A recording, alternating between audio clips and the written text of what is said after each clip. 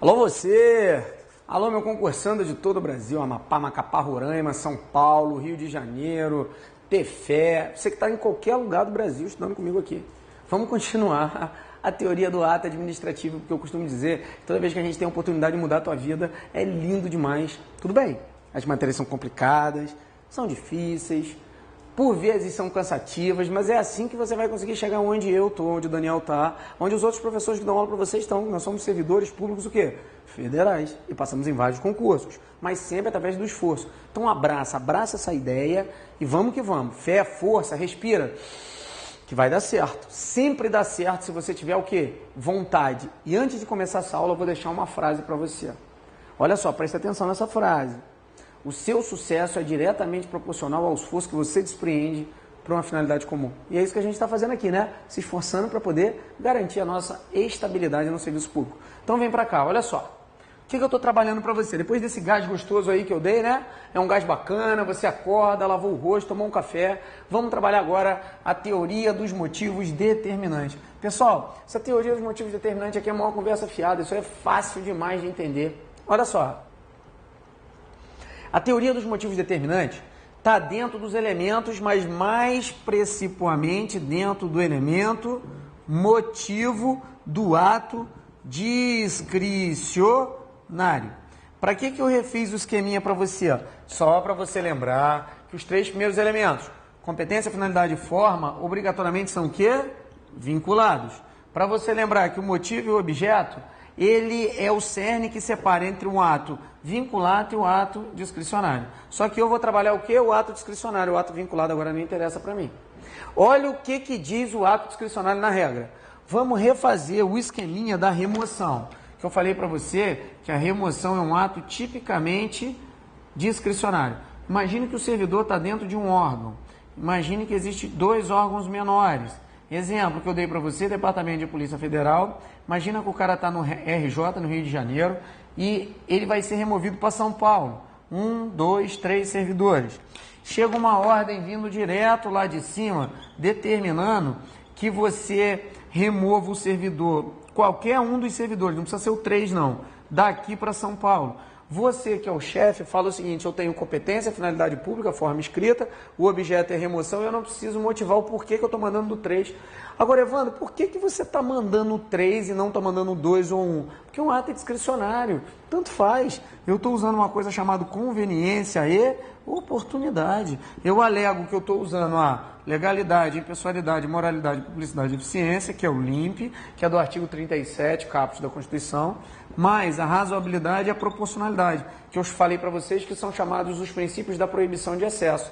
Usei todos os princípios e removo o cara e não preciso dizer o porquê. Essa é a regra do ato administrativo discricionário. Não precisa de motivação. Agora, e se o administrador público quiser se calçar e quiser motivar? Pode?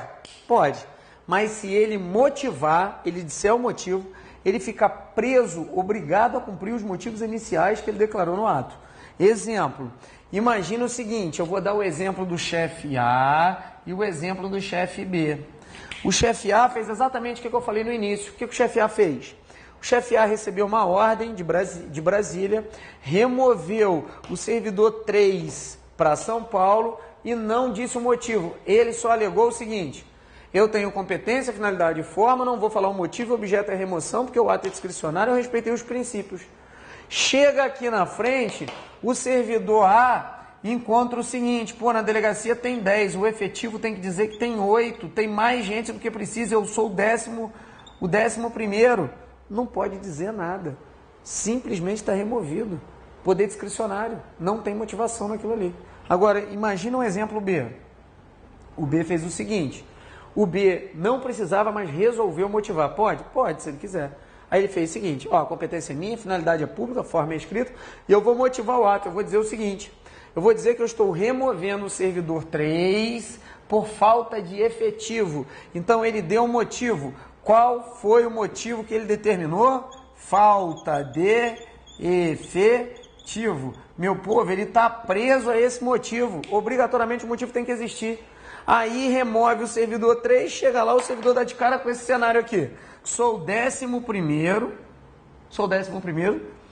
Tinha 10 na delegacia, o efetivo total é 8, então pode querer qualquer coisa, menos falta de efetivo. Ele pode simplesmente alegar que o ato é inválido, alegar anulação do ato. Por quê? O administrador motivou uma coisa e chegou lá, era outra coisa totalmente diferente. Não pode ratificar, não pode mudar esse ato, tá? Não pode chegar lá e falar assim, ah, não, mas tem que ter necessidade de serviço, não interessa. Ele fica preso, ele fica vinculado aos primeiros motivos que ele declarou no ato, que ele exteriorizou aqui. Então, teoria dos motivos determinantes. Bate aonde? O que é a teoria dos motivos determinantes? É que a competência, finalidade, forma, motivo e objeto, mais especificamente o motivo, que é do ato discricionário, pode ou não ser motivado. Mas, se o administrador resolver motivar, fica preso aos motivos que ele declarou na exteriorização do ato. Não pode estar contra. Dei o exemplo ali do quê? Da remoção. Removeu o cara dizendo que era falta de efetivo, chegou lá, tinha mais gente para trabalhar do que o que precisava. E aí, o que faz? Simplesmente, o próprio agente pode pedir o quê? Para voltar e invalidar o ato, porque não existiam os motivos determinantes. Agora, vamos trabalhar do outro lado do quadro ali, o atributo do ato administrativo. Olha só, na verdade, existem 4 atributos. 3 são principais, se cair na prova, mas se cair um quarto também ele está certo. O quarto só a Maria Silva Zanella de Pietro diz no livro dela, mas a gente vai tentar não, né? A gente vai conseguir colocar na sua cabeça como você vai fazer para acertar essas questões. Mas vamos trabalhar um atributo por vez, para não dar problema na prova, porque isso aqui é a questão certa, correto?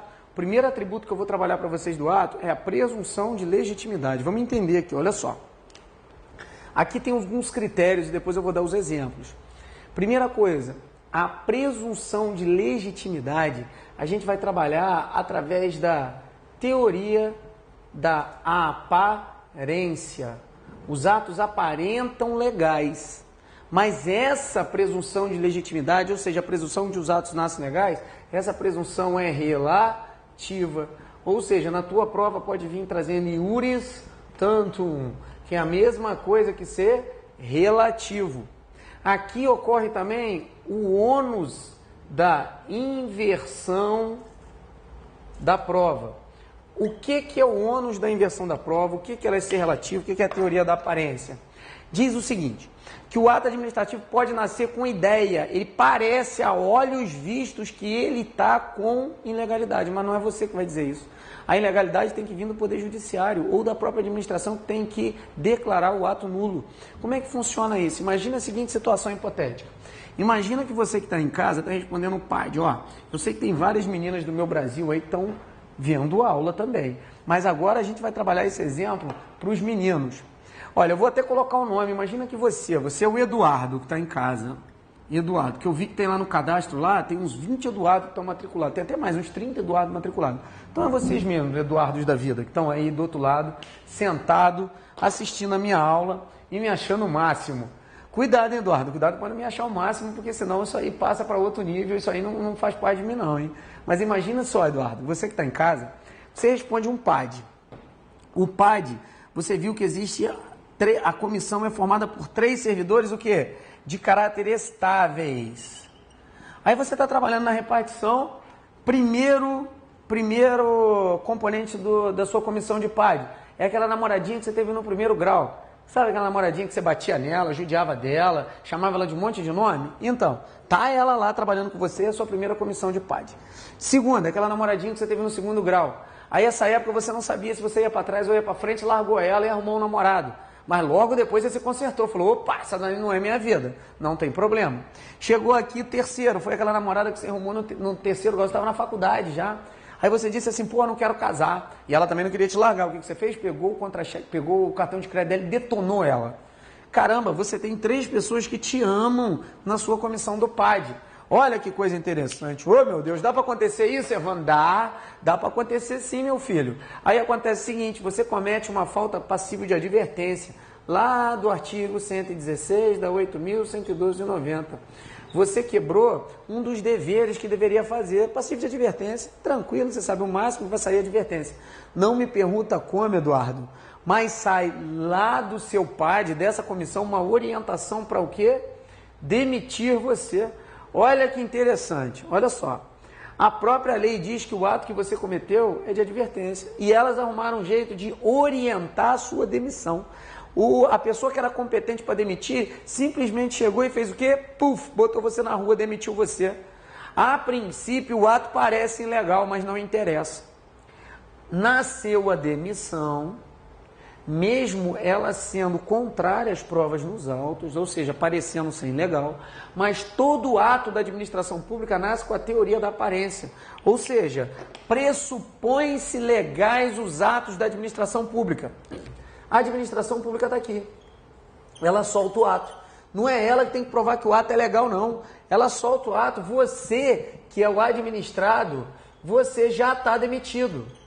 Você está demitido, porque o ato é obrigatório seguir o ato. Acabou, você está demitido. E aí, o que você faz? Aí você vai ter que vir e inverter o ônus da prova. O que é a inversão do ônus da prova? É fácil.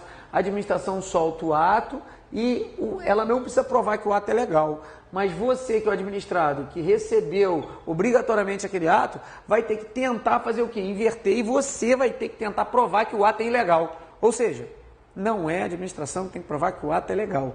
É você que tem que provar que o ato é ilegal. Aí você pode correr tanto para a própria administração, pedindo, por exemplo, uma revisão do processo ou um recurso administrativo, ou você pode pedir direto ao Poder Judiciário para que anule o ato por ser critério de legalidade. Por isso que essa presunção de legitimidade, ela recebe o caráter o quê? Relativo ao iuris tantum. Ela não é de forma alguma absoluta. Aí você fala assim, Evandro, por que ela não é absoluta? Filha, ela não é absoluta porque a administração solta o ato. Se o ato tem a presunção de legitimidade, você tem que cumprir. Mas se o ato for ilegal, você conseguir provar que o ato é ilegal, não vai ter legitimidade. Você vai conseguir falar o quê? Que o ato é ilegal. Sabendo que todo ato ilegal deve ser o quê? Anulado. Está aí o primeiro atributo do ato administrativo, presunção de legitimidade. Você que é o Eduardo da vida aí, não fica chateado comigo, mas tem que tratar as mulheres bem. Pessoal, vamos trabalhar agora o segundo atributo do ato, que é imperatividade. Olha só, imperatividade é a determinação que a administração pública tem de usar a supremacia do interesse público sobre o privado, sempre baseado na lei. Ou seja, é aquela imposição que ela tem por lei de ser superior a você, dela poder aplicar as normas que estão na lei. Um ato administrativo, ele contém imperatividade e as provas estão trazendo como sinônimo de imperatividade o chamado poder extroverso, é uma expressão italiana, quer dizer a mesma coisa que imperatividade. Tá? Tomar cuidado que imperatividade não se confunde com coercibilidade, que é atributo do poder de polícia. Lembrando que poder de polícia é uma espécie de ato administrativo. Poder de polícia, a coercibilidade é o uso da força com a finalidade pública. A imperatividade é a possibilidade legal de usar essa força. Ou seja, é aquilo que a própria lei determina para que você tenha superioridade, sendo a administração pública, sobre o particular. E é sinônimo de quê? Poder extroverso. Aí vem a pergunta. Todos os atos administrativos estão enraizados de imperatividade? E eu te respondo que não. Alguns atos administrativos não existem superioridade da administração sobre o particular. Exemplo, é um ato negocial e um ato enunciativo. Ato negocial é aquele que a administração negocia com o particular. Por exemplo, contrato administrativo é um ato negocial, um ato de concessão de uma licença, um ato... vários outros atos, um ato de aluguel da administração pública. Isso aí não tem que você usar imperatividade. Por quê? Imagine que a administração pública está alugando um aluguel de um particular. Ela está querendo instalar lá o INSS, querendo instalar lá um órgão da Polícia Federal e está querendo alugar. Ela vai ter que negociar com o particular. Então não há de se falar em que usar a imperatividade. Ela negocia. Então, atos negociais não estão enraizados de quê? Imperatividade. Outra exceção são os atos enunciativos, onde ele enuncia um fato, um ato determinado que está dentro do banco de dados ou dentro da administração pública. Exemplo, uma certidão, uma declaração. Quando ela está, por exemplo, dando uma certidão negativa de débito, uma certidão negativa criminal, ela não está impondo nada a você, não tem imperatividade, ela está simplesmente enunciando, declarando alguma coisa, então não tem imperatividade. Na prática, o que você tem que aprender para fins de concurso público? Que a imperatividade é sinônimo de poder extroverso. verso do Estado. É uma expressão italiana e eles têm trazendo, dizendo o seguinte: é correto afirmar que o poder extroverso representa um dos atributos do ato administrativo. Você tem que dizer que está o quê? Que está certo. Você tem que dizer que nem todos os atos são enraizados de imperatividade. Exemplo, atos negociais e atos enunciativos, correto? Então você já sabe que atos negociais e enunciativos não estão enraizados de imperatividade, poder extroverso é sinônimo. Esse aqui é o segundo atributo, presunção de legitimidade o primeiro e imperatividade o segundo. Agora, pessoal, vamos trabalhar, continua aí comigo, vamos trabalhar o terceiro, autoexecutoriedade. Autoexecutoriedade. Pô, pessoal, esse é bem fácil, né? O conceito desse é fácil. É a faculdade de agir sem passar pelo Poder Judiciário. Você não precisa agir sem passar pelo Poder Judiciário. Só que o que acontece? Toda vez que eu jogo os atributos do ato administrativo aqui e eu tento passar a ideia técnica para os alunos, aqui no presencial eles sempre se confundem. O que eu faço? Eu dou o ato administrativo, dou uma espécie de ato administrativo, que é o poder de polícia. É uma das vertentes do ato administrativo, que é um ato administrativo de caráter punitivo, que a administração pune o particular, e aí a gente consegue enraizar tudo. Traz para cá comigo aqui nesse exemplo. Olha só. Imagine a seguinte situação hipotética. Imagina, você sabe que todo ato administrativo, ele tem que ter o COFIFOMOB, que é o que? O COFIFOMOB? Falei para vocês que são os elementos ou requisitos do ato. E ele tem que ter também, eu vou abreviar do outro lado aqui, presunção de legitimidade, imperatividade e autoexecutoriedade. Esses aqui já são os atributos. Você sabe que tudo isso aqui é ato administrativo. Isso mais isso compõe o ato administrativo. Agora imagine a seguinte situação hipotética. Um ato administrativo que representa a faculdade do poder de polícia, ou seja, um ato administrativo punitivo. Eu tenho a lei, porque tudo tem que estar prescrito em lei. Eu tenho, por exemplo, a figura de um fiscal. Imagina que esse fiscal trabalha num município. Se ele trabalha num município, o município é ente da administração pública o quê? Direta. Se ele é ente da administração pública direta, ele pode soltar ato administrativo. Aí você olha lá e diz assim: fiscal, dentro da lei diz que você é competente, que a sua classificação é sendo fiscal sanitário. E você tem que ver se existem produtos estragados nos estabelecimentos. O fiscal sai para fiscalizar e ele chega no estabelecimento A e ele acha lá 1 tonelada de carne estragada. Se ele achou 1 tonelada de carne, ele vai e olha a lei. A lei diz assim: olha, dependendo da quantidade e da forma que você achar os produtos, você pode multar ou destruir ou suspender de 1 a 90 dias. Ou ainda, você pode fazer os 3 se for muito grave. É isso que a lei diz. Ele chega lá e se depara com 1 tonelada de carne estragada. Se ele trabalha na administração pública, ele tem que ter isso aqui, ó, os elementos e requisitos para soltar o ato. COFIFOMOB. Vamos dar uma olhada? Competência para fazer isso aqui está na lei? Tá, acabei de falar que a competência do fiscal é achar produto estragado e notificar isso. Finalidade dele, pública, forma, escrita, motivo. É um ato de caráter punitivo, ele está punindo alguém? Tá. Então, obrigatoriamente, mesmo sendo discricionário, por que é discricionário? Porque ele pode escolher ou esse, ou esse, ou esse, ou os 3. Está facultando a ele o objeto. Se está facultando o objeto, é poder discricionário. Mas se é de caráter punitivo, naturalmente ele tem que motivar, sendo que a regra do poder discricionário é não motivar, né, meu povo? Então, o que acontece com ele? Nesse caso aqui, ele vai ter que motivar, então ele motiva. Estou destruindo as mercadorias, que é 1 tonelada de carne, por ser um evento extremamente punido na lei, tal, e estou dando multa, destruição e suspensão de 90 dias de acordo com o objeto. Tranquilo? Então ele pegou o quê? Competência, finalidade, forma, motivo e objeto e concatenou todas as ideias aqui. E também ele está usando presunção de legitimidade, imperatividade e autoexecutoriedade. O que é isso, Evandro? Presunção de legitimidade. Meu filho, se ele chegar e disser que o ato é de multa, mais destruição, mais de suspensão de 90 dias, o dono do estabelecimento está multado, as mercadorias estão destruídas, mas está suspenso 90 dias. Vai o particular lá, que está obrigado a cumprir, e ele que ele chame o Poder Executivo para poder anular esse ato. Lembrando que a presunção de legitimidade não deixa o Poder Executivo agir diretamente, tá? Poder Executivo, meu povo, só trabalha de ofício. O que quer dizer isso? O fiscal vai, multa, destrói e suspende por 90 dias e o juiz estava dentro do supermercado e não concorda. O juiz pode ir lá e anular esse ato? Não, não pode, porque o Poder Judiciário só trabalha de ofício. O particular, que é o prejudicado, tem que entrar no Poder Judiciário, dar o impulso ao Poder Judiciário para que o Poder Judiciário anule o ato. Tranquilo?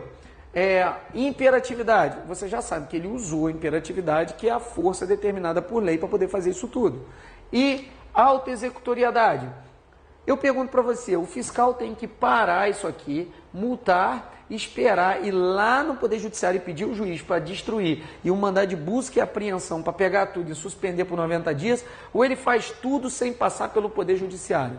Ele faz tudo sem passar pelo Poder Judiciário. Isso é o atributo do quê? Do ato administrativo. Presunção de legitimidade, imperatividade e autoexecutoriedade. A autoexecutoriedade é bem fácil de entender, pessoal. Olha só, não existe a autoexecutoriedade por particular. Um exemplo clássico. Você tem um carro que você não pagou o documento. Você passa na rodovia, o policial te para, ele apreende o carro. Ele faz isso diretamente sem poder judiciário. Ele não pede um mandado de busca e apreensão. Agora, se você comprar um carro e não pagar a financeira vai tomar o teu carro.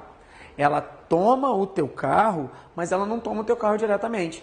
Ela entra com uma ação de busca e apreensão, o juiz determina a busca e apreensão do carro, e mesmo assim não é o banco que toma teu carro. Quem toma teu carro é o próprio oficial de justiça que vai lá e faz cumprir uma ordem ou uma decisão judiciária. Correto, meu povo? Então, olha só, eu dei para vocês aqui uma espécie de ato administrativo, que é um ato administrativo punitivo, enraizado do poder de polícia, mas ainda assim tem elementos e atributos do ato administrativo. Agora nós temos um quarto atributo do ato. Olha só. Esse quarto atributo, eu vou botar até de outra cor aqui, tá? Esse quarto atributo aqui é tipicidade. O que diz a tipicidade? A tipicidade diz que todo ato tem que estar prescrito em lei. É prolixidade, né, meu povo? Porque a administração pública, segundo o princípio da legalidade do artigo 37, ela só pode agir se a lei estiver determinando ou autorizando. Muitos autores acham isso. Acham que é desnecessário colocar mais esse atributo. Mas e aí? A professora Maria Silvia Zanella de Pietro, que é extremamente renovada, extremamente sendo cobrada, as pessoas avocam ela nas provas de concurso público, ela acha que tem. Se ela acha que tem, tem. Então não interessa. Aí você pergunta, Evandro, o que eu faço? SESP-UNB, FCC, ESAF e Funiverse e qualquer outra banca, seja Rio, FunRio, tanto faz. A banca que trouxer, ela vai trazer 2 posicionamentos só. Ela vai trazer assim, por exemplo, são considerados atributos do ato administrativo. Se vier presunção de legitimidade, imperatividade e autoexecutoriedade, você fala que está o quê? Certo. Se vier presunção de legitimidade, imperatividade, autoexecutoriedade e tipicidade, você diz também que está o quê? Está certo. Então, tanto faz. Esse aqui é um plus. Não vai colocar isso aqui como errado. Pelo amor de Deus, não vai colocar isso aí como errado para não perder essa situação. Tranquilo, pessoal? Em síntese, para fechar, não vai confundir, e as provas costumam confundir a tua cabeça em coisas básicas. Elementos e requisitos com atributos do ato. Lembrando que elementos e requisitos é o famoso COFINFOMOB. Aí a gente tem os detalhezinhos. Competência, finalidade e forma sempre vinculado. Motivo e objeto é o cerne que separa entre um ato vinculado e um ato discricionário. Lembrando que a regra é que o ato discricionário não precisa ser motivado. Mas se você motivar, obrigatoriamente deve seguir os motivos declarados no ato. Essa daí é a famosa teoria dos motivos determinantes. A gente sabe também que existe 2 atos discricionários, em regra, que são obrigatoriamente motivados, que são os atos de caráter punitivo e são os atos que onerem a administração pública. A gente sabe também que a competência, finalidade, forma, motivo e objeto estão presentes em todos os atos, sejam eles vinculados ou discricionários. E você não pode confundir um elemento, um requisito com atributos. Elementos, COFINFOMOB, elemento ou requisito. Não vai confundir com o quê? Atributo do ato administrativo. Os atributos do ato administrativo são presunção de legitimidade. Diz que os atos da administração pública nascem com ideia de legalidade.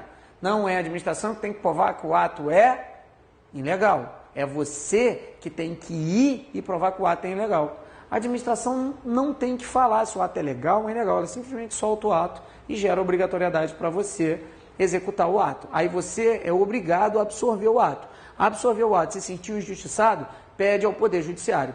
Lembrando que o Poder Judiciário não pode agir diretamente de ofício. Então, critério geral da presunção de legitimidade, inverte o ônus da prova, é iuris tanto, é relativa, e não pode o Poder Judiciário anular um ato de ofício. Imperatividade, estudei com você, que é o poder de impor, o poder da força determinado por lei. Auto-executoriedade, faculdade de agir sem passar pelo Poder Judiciário. Esses três primeiros aqui são a regra, que é, por exemplo, a teoria do professor Eli Lopes Meirelles, que é o mais tradicional dos administrativistas brasileiros. Agora, você sabe também que a tipicidade é usada pela professora Maria Silva Zanella de Pietro. Se cair ele está certo, se cair sem ele também está certo. Eu falei para vocês que a imperatividade ela comporta duas exceções. A auto-executoriedade também comporta as mesmas exceções, tá, pessoal? Não são todos os atos que estão compostos de imperatividade e auto-executoriedade. Exemplo, atos negociais não tem imperatividade, não tem auto-executoriedade, e atos enunciativos também não tem imperatividade e auto-executoriedade. Nessa situação, a gente bateu aí a diferença entre elementos e requisitos e atributos do ato administrativo, não tem como confundir um com o outro e vamos passar para a próxima fase do ato administrativo. Fica com Deus, bons estudos. Eu sei que por vezes é muito difícil, mas você vai ver que enraizado nos exercícios fica fácil. Lembrando que eu vou dar só uma dica para vocês, tá, pessoal? Nós criamos uma teoria que é muito legal. É a teoria da tríade dos concursos públicos, ou seja, a tríade da aprovação nos concursos, que é a danada da escadinha. Você sabendo que pegando a turma regular, que é o que você está fazendo com a gente aqui no online, você fazendo muitos exercícios que você faz com a gente aqui também no online, e você pegando os simulados, você vai ver que a gente consegue sim uma aprovação de qualidade para que você dê o seu depoimento e coloque aqui no banner para o Brasil inteiro ver que você passou. Bate no peito, meu filho. Quando você passar, bate no peito, olha para mim e diz assim, o Evandro tinha razão. Nunca é qual concurso eu vou passar, nunca é o qual, nunca é o pronome relativo. É sempre a conjunção quando eu vou passar. Então fique com Deus, um abraço e até o próximo bloco.